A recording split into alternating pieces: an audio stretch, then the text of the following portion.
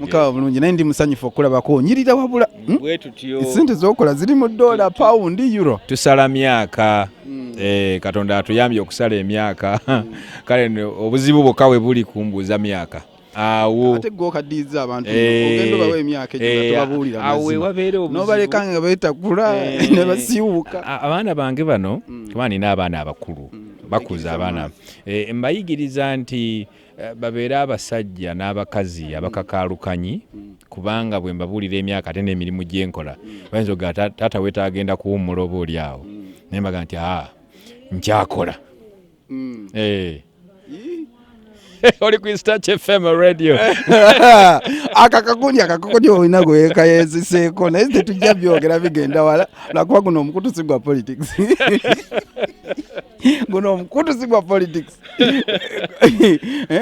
guno omukutu gumulisa bantu. So kati tubbireko kiki ekiri mu maaso awo, kiki kyokola, kiki ekigenda mu maaso, biki byofumba, biki abantu bye bayinza okusuubira byoyinza okwogerako. Juzi nakulaba nga oliisa ekyalo kyonna ente ennamba Uganda eyo buli kubanga twakitegeera nti ekisa Mukama kyatuwadde okubeera nga tubeera mugana amawanga ne tufuna internet newankubadde tugisasula sente buwanana ne tubeera n'amasimu nti influence eno senga tugikozesa obulungi okugasa amawanga gaffe.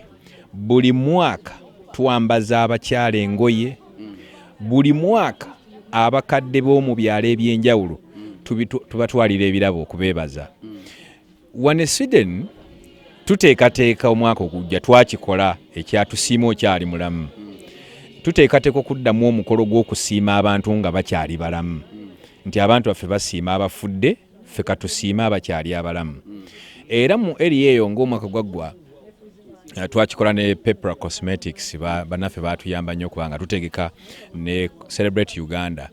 Tugenda kuddamu okulaba nga tukwatagana tucelebrating Uganda, bannayuganda bannaffe abalina ebintu bye bakoze mu community yaffe.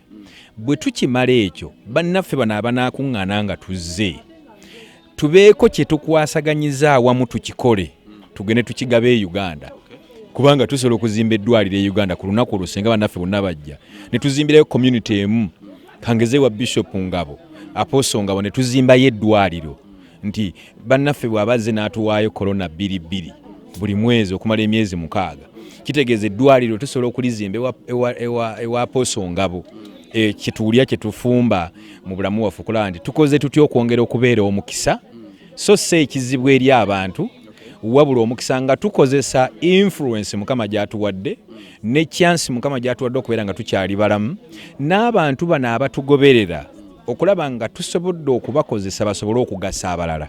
Change Mindset Magazine. Learn something new today.